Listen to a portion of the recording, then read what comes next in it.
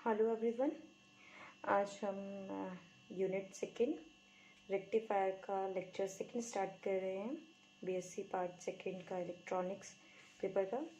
तो previous lecture में हमने हाफ वेव रेक्टिफायर के लिए कुछ मैथमेटिकल एनालिसिस किए थे, उसी को आगे कंटिन्यू करते हुए हम जो लास्ट हमने एफिशिएंसी पे स्टॉप किया था, एफिशिएंसी पढ़ी थी कि किसी भी हाफ रेक्टिफायर का जो एफिशिएंसी होती है वो लगभग 40% के अराउंड होती है। नाउ नेक्स्ट बात करते हैं रिपल फैक्टर की, जो कि जैसे कि हिंदी में ओर्मिका गुणांक कहा जाता है। रिपल होता क्या है? किसी भी अगर आउटपुट की बात करें, किसी भी रेक्टिफायर के आउटपुट की बात करें, किसी भी विशिष्टकारी के आउटपुट की बात करें, तो रिपल का मतलब है कि क्योंकि हमें पता है कि कोई भी ऐसा रेक्टिफायर ऐसा नहीं है, आइडियल रेक्टिफायर नहीं है जो कि कंप्लीट एसी को कोई भी कंप्लीट एसी को डीसी में कन्वर्ट कर दे। तो किसी भी डीसी में रेक्टिफायर के जो आउटपुट के डीसी में हमेशा एसी का वो कंपोनेंट जो उसको कांस्टेंट नहीं रहने देता है। कि हमें पता है कि जो डीसी क्या होता है, अगर हम बात करें ग्राफ के रूप में, तो डीसी इस तरह का मिलना चाहिए, हमें स्ट्रेट लाइन मिलनी चाहिए टाइम के अकॉर्डिंग ना। लेकिन हमें आउटपुट जो रिजल्ट है वो इस तरह का नहीं मिलता है, कुछ इस तरह से जो है हमें आउटपुट मिलता है। और वो जो है वो हमें शो करता है कि आउटपुट में अभी भी एसी का कंपोनेंट मौजूद है। तो ये जो शेकिंग या ये जो पल्सेशन है, ये पल्सेशन है, इसे रिपल कहा जाता है। So the pulsation remaining in the output current और वोल्टेज आर कॉल्ड रिपल्स। ठीक है, रिपल्स क्या है? जो एसी का जो कंपोनेंट है आउटपुट के अंदर, करंट या वोल्टेज की बात करें तो वो रिपल कहा जाता है। और रिपल फैक्टर क्या होता है? वो रेशो है इनपुट के और आउटपुट के जो करंट का रेशो है कि कितना इसमें रिपल आया है, वो हम इसके रेशो से effective value of output alternating component और वैल्यू ऑफ आउटपुट एवरेज और डायरेक्ट कंपोनेंट, ठीक है, उसी से हम बता सकते हैं कि डीसी में कितना एसी का कंपोनेंट आ रहा है। इसे कैलकुलेट करने के लिए हमें आईएसी और आईडीसी दोनों पता होना चाहिए। एज हमने पहले प्रीवियस जो लेक्चर था उसमें हम आईडीसी कैलकुलेट कर चुके थे। हमें पता करना है आईएसी की वैल्यू।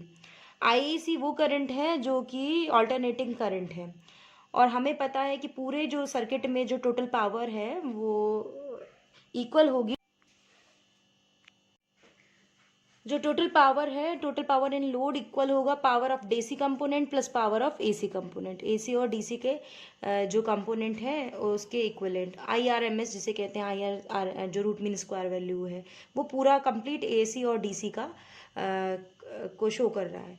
तो हम आईडीसी कैलकुलेट कर चुके थे, आईआरएमएस कैलकुलेट कर चुके थे, तो it's easy to calculate IAC from this equation.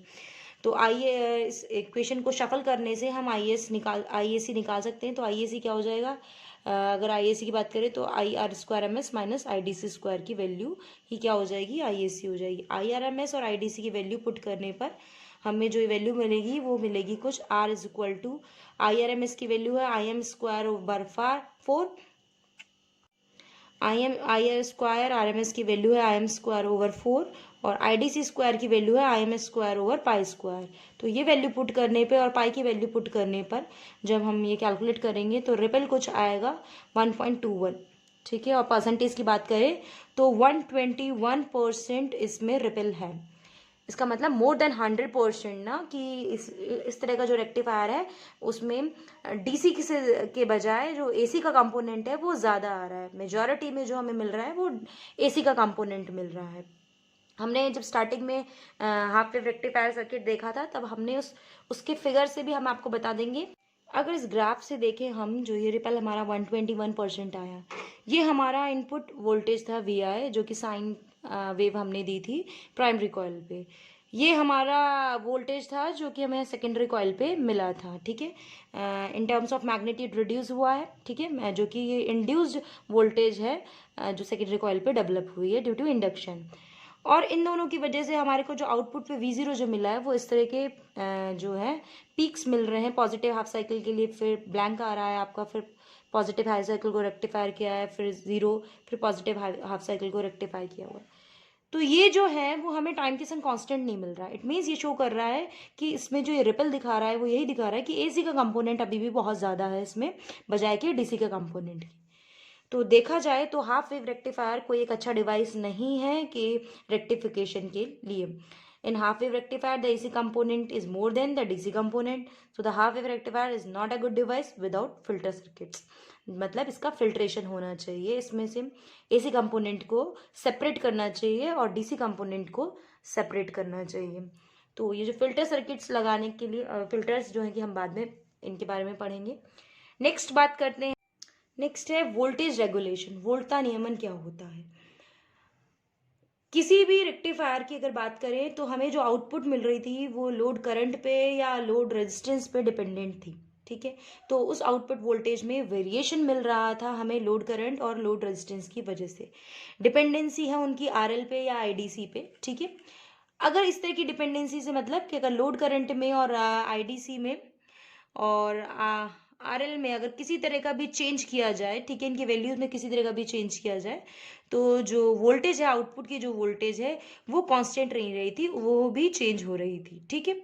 इनमें चेंज करने की वजह से इसमें भी चेंज आ रहा था, ये कांस्टेंट नहीं रही थी। तो ये जो वेरिएशन है आउटपुट वोल्टेज में वो in terms of voltage regulation measure किया जाता है, ठीक है। वोल्टा नियमन के अनुसार इसको मेजर किया जाता है, मापा जाता है कि कितना वेरिएशन है किसी आउटपुट वोल्टेज में due to load current.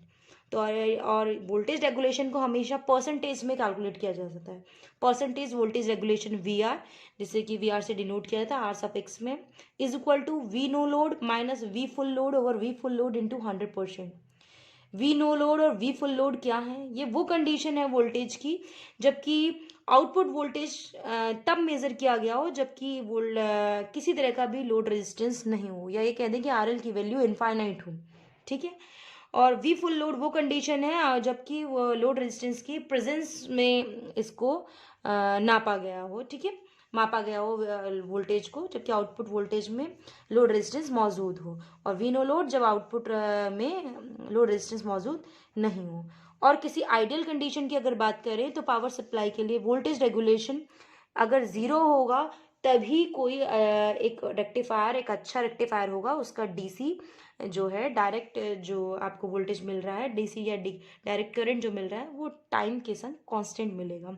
So for ideal condition power supply V R must be zero, that is output voltage must not depend on load resistance और करंट। तो ये जो वेरिएशन है आईडीसी और L की वजह से, ये आइडियल कंडीशन में तभी सही हो सकता है कि वी जीरो जो है वो आईडीसी और आरएल पे डिपेंडेंट नहीं हो। सो ये है आपका वोल्टेज रेगुलेशन किसी हाफ वेव रेक्टिफायर के लिए अगर बात करें तो उसके लिए हम उसकी जो डीसी वोल्टेज है उससे हम कैलकुलेट कर सकते हैं उसके वोल्टेज रेगुलेशन को। नेक्स्ट है पीक इनवर्स वोल्टेज, जिसे कि शिखर प्रतिवोल्टता कहा जाता है। पीक इनवर्स वोल्टेज का इनवर्स का मतलब कि जो भी हो रहा है उसका रिवर्स कर दिया गया हो या उल्टा कर दिया गया हो, ठीक है। हमें पता है कि हमने जो हाफ वेव रेक्टिफायर में है वो वेव कुछ इस तरह से दी थी, ठीक है, इनपुट पे इस तरह से वेव अप्लाई की थी, तो ये पॉजिटिव वेव थी और हमने V I is equal to E P sine omega T दिया था। और जो हमारा सेकेंडरी कॉइल पे था वो हमारा V S is equal to E M sine omega T था, ठीक है।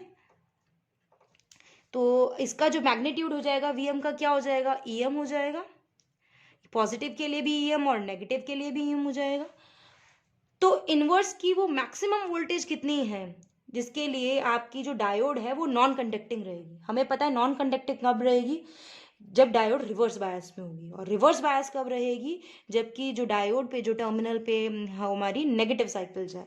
तो नेगेटिव साइकिल हमारी ये है, नेगेटिव साइकिल जाएगी और इसका जो मैक्सिमम वोल्टेज कितना है वो ईएम है।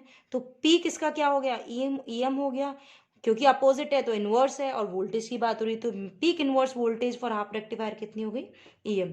तो this is the maximum voltage which appear across the diode when it is non conducting. Non conducting it means reverse biased. Reverse biased इसका मतलब हमने जो इनपुट पे जो वेव दी है वो नेगेटिव साइकिल दी, और नेगेटिव साइकिल में जो मैक्सिमम है वो कितना है, वोल्टेज ईएम है। तो पीक इनवर्स वोल्टेज कितनी हो गई, ईएम हो गई। नाउ नेक्स्ट करते हैं, जो नेक्स्ट है हमारा वो है फ्रीक्वेंसी कंपोनेंट की बात करते हैं। Frequency component of output voltage और करंट, या इसको हम इन terms of Fourier series represent करेंगे कि किसी भी रेक्टिफायर का जो आउटपुट करंट है उसका फोरियर एक्सपेंशन किस तरीके से लिखा जा सकता है। फोरियर की जो प्रमेय है वो उसका एक्सपेंशन इस तरह से होता है करंट के लिए, अगर हम लिखें I is equal to A naught plus A N cos N omega T plus B N sine N omega T, जहाँ ए जीरो की वैल्यू को जितनी होती है 1/t 0 से t I d t, a n होता है 2/t 0 से t I cos N omega t d t, b n is equal to 2/t 0 से t I sine N omega t d t. I की value हमें पता ही है कि आई की वैल्यू हमारी 0 से t की साइकिल के लिए कितनी, दो पार्ट में डिवाइडेड है, 0 से t/2, तो आई हमारा आई एम साइन ओमेगा t/2 से t वहाँ हमारा करंट 0 है। तो इन वैल्यूज़ को, करंट की वैल्यूज़ को अगर हम इन इक्वेशंस में पुट कर दें इन फॉर्म्स में, तो हमें ये जो फोरियर के कांस्टेंट है इनकी वैल्यू मिल जाएगी, और इन कांस्टेंट की वैल्यू से हम उस सीरीज़ का एक्सपेंशन लिख सकते हैं। तो अगर बात करें आई ए जीरो की, तो ए नॉट क्या हो जाएगा 1/t 0 से t/2, और आई की वैल्यू कितनी हो जाएगी I m sine omega t d t, जो कि a naught I D I m upon pi पाई के इक्वलेंट आएगा। ए एन को कैलकुलेट करेंगे तो हमारा कुछ इस वैल्यू के इक्वल आएगा 2im/पाई 1/n+1 n-1, जहाँ n की वैल्यू या तो इवन होनी चाहिए या नॉट इक्वल टू 0 होनी चाहिए, ठीक है। और अगर एन की वैल्यू 0 होगी जब एन ऑड होगा, अगर एन इवन है और नॉट इक्वल टू 0 है तो ए एन की वैल्यू ये होगी, अगर एन ऑड है तो ए एन की वैल्यू 0 होगी। इसी तरह बी एन की वैल्यू im/2 होगी अगर n इज इक्वल टू 1 है, और बी एन की वैल्यू 0 होगी फिर n is not equal to 1 है। इन कांस्टेंट्स की जो है फोरियर के जो कांस्टेंट है इनको अगर हम सीरीज में लिखना चाहें तो हमारी जो इक्वेशन आएगी वो कुछ इस तरह की इक्वेशन आएगी। I is equal to I m over bracket 1/पाई plus 1/2 sine omega t minus 2/3 pi cos 2 omega t minus 2/15 pi cos 4 omega t and so on. इस पूरे एक्सपेंशन में जो फर्स्ट जो टर्म है वो हमारा डीसी को डिनोट करता है, ठीक है, और जो सेकंड जो टर्म है वो हमारा फ्रीक्वेंसी कंपोनेंट को डिनोट करता है, एसी कंपोनेंट का जो फ्रीक्वेंसी टर्म है उसको डिनोट करता है, और जो नेक्स्ट जो टर्म्स आ रही हैं वो सेकेंड थर्ड फोर्थ इस तरह के फ्रीक्वेंसी के हार्मोनिक्स को डिनोट करता है। तो ये हमारा बेसिकली हाफ वेव रेक्टिफायर के मैथमेटिकल एक्सप्रेशन हुए। इसमें हमने एवरेज वोल्टेज कैलकुलेट करी, औसत मान वोल्टता का निकाला, root mean square value calculate करी हमने इसकी हमने एफिशिएंसी कैलकुलेट करी, रिपल फैक्टर निकाला, वोल्टेज रेगुलेशन कैलकुलेट किया, और हमने इसकी पीक इनवर्स वोल्टेज निकाली, और इसका फ्रीक्वेंसी कंपोनेंट हमने कैलकुलेट कर लिया। अभी के लिए इतना ही। नेक्स्ट में हम इसी तरह से फुल वेव रेक्टिफायर के लिए मैथमेटिकल एक्सप्रेशन एक्सप्रेस करेंगे।